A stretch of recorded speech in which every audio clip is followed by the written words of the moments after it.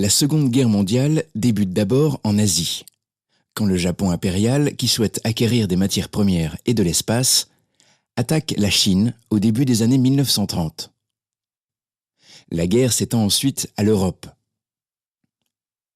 Après avoir mené une guerre terrestre particulièrement efficace, l'Allemagne et son allié italien occupent de nombreux territoires, y compris à l'Est, après l'attaque allemande contre l'URSS de juin 1941. L'Angleterre résiste, mais les villes britanniques, telles Londres, sont bombardées par l'aviation allemande, la Luftwaffe. Le 7 décembre 1941, le Japon attaque par surprise la base navale de Pearl Harbor. Désormais, les États-Unis entrent dans le conflit. À la suite de cette attaque, le Japon conquiert un véritable empire dans le Pacifique.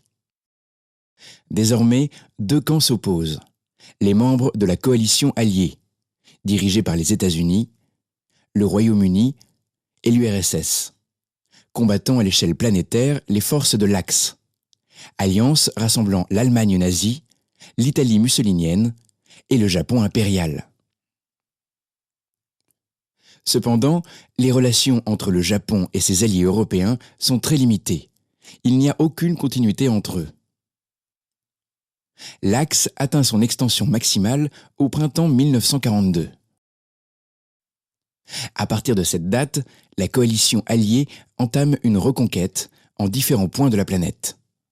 Les deux camps s'opposent désormais dans une guerre multiforme, terrestre, mais aussi aéronavale et même sous-marine. En effet, en Atlantique, les sous-marins allemands tentent d'empêcher le ravitaillement des alliés européens des États-Unis, mais ils échouent en 1943.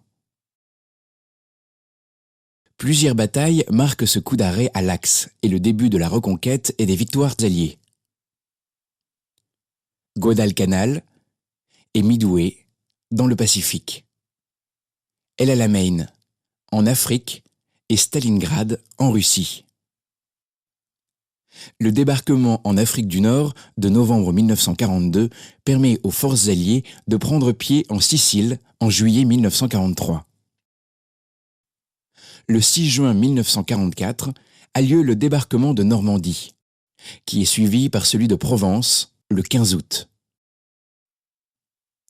Ils sont conjugués à l'attaque soviétique à l'Est, qui libère de nombreux territoires, et à d'intenses bombardements sur les villes allemandes. L'Europe est totalement libérée en mai 1945. En revanche, la guerre se poursuit dans le Pacifique, où une guerre aéronavale oppose Américains et Japonais. Pour accélérer la fin du conflit, le président Truman ordonne les attaques atomiques sur Hiroshima le 6 août 1945 et Nagasaki le 9 août 1945. Le Japon capitule le 2 septembre 1945.